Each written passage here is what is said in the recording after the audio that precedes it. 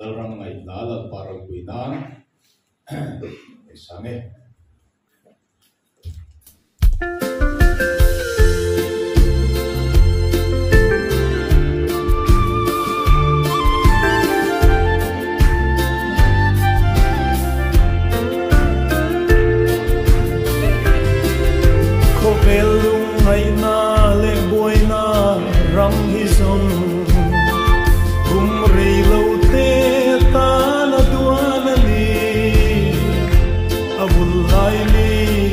Don't see the fire. Holola turhana mayani. Ring ni dam chung hunle ni tehi. Oh, ring ka angaral le may turin. Hunle li herliam zel hiyan. Ang tiang kolorona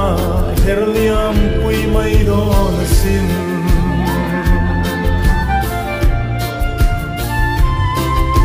Kaleram roba hian lalpa ram kanai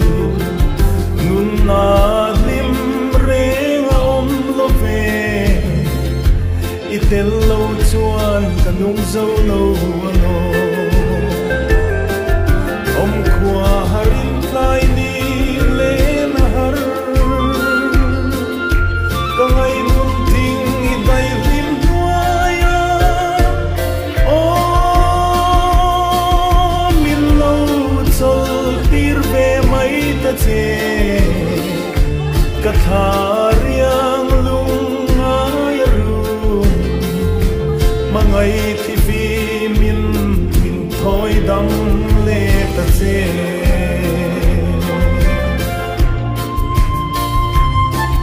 Mana shuai turo pui mausi itel lau chuan Zordan ral kai kan suam love Lalpa imangai te kan chawani Kanan ro meile ni tlazam Han khirin kan lung aleng mange Oh kan lung kam ram ngai lai ali Rau tha talil lo leng le la Bin shuai kayang cheram tiam kanan ram moi chu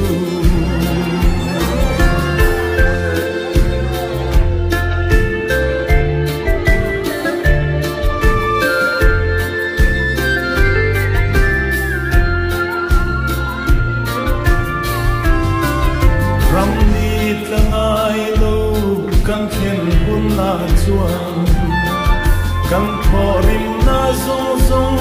chol sanin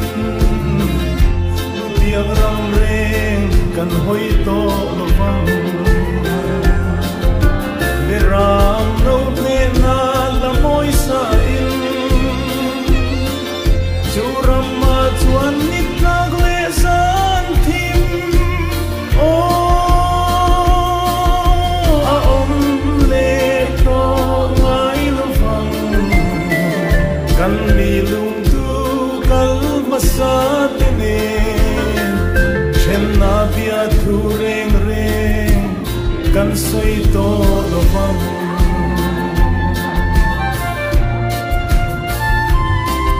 Chan dam tu ning vang riang song song te Ko vela hiam kan cham rei to e Kan hong to mai do nelal me na Sing nun buai na ram hi kan ning ko e Local to mai ro nam tin na ro pui Oh, iba ngai te min shuai turin Kan lo mua kang che van bo rua ka Eden sual dia play an chedong tiang chon turin